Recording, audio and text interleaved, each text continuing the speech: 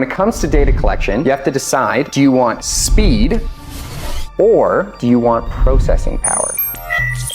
So whenever I'm getting news, I always want to go bad news before good news to end on a happy note. So in this video, we're going to do cons of Windows and Androids and then pros of Windows and Android data collectors. So first things first, cons of a Windows data collector. So Windows data collectors are great, but there's not a lot of options for the actual data collector tablet. This is our only example here at Benchmark. Another big issue is when you're trying to connect this to another device, you need a specialty cable. So if you're trying to connect this to your computer, a lot of different tablets are going to have a lot of different connectivity issues. That's not something we see in Android. And then finally, there's some legacy code with Windows that gives it 20 years, which is good, but it also means that you have to work with the existing material. You can't start fresh. So those are some cons for a Windows tablet. Now, if we're switching over to Android cons, one main issue with Android is the processing power. The calculations are not as robust as Windows data collector. So that's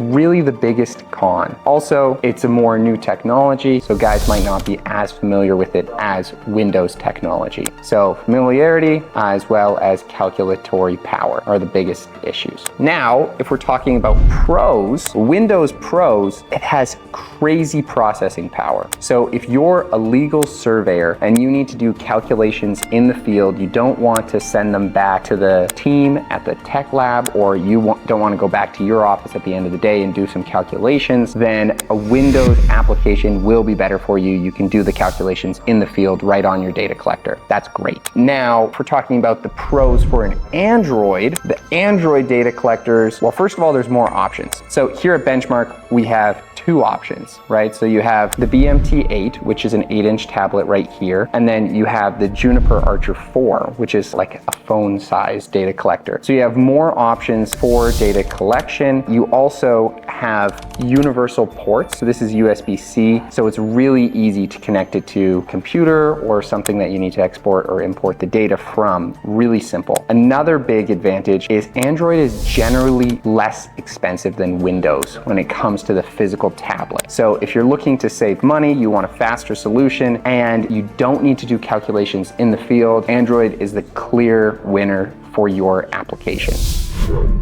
Oh, and a bonus point for future-proofing, Android would win, because that's where the technology and the development is going, is towards Android. But that might be less significant because there are rumors of a Windows-Android integration, where there's not a difference between the two systems, but they're one cohesive whole. So that's something to pay attention to and ask me about. So if we're thinking about what we did in this video, we summarized the key points between Windows and Android tablets. We said which one's better for which application, and then it really comes down to what you're doing, if you should get Windows or Android. So if you're having trouble deciding on which application is best for you, give me a call. I'm Real at Benchmark, and I'll help you tease it out.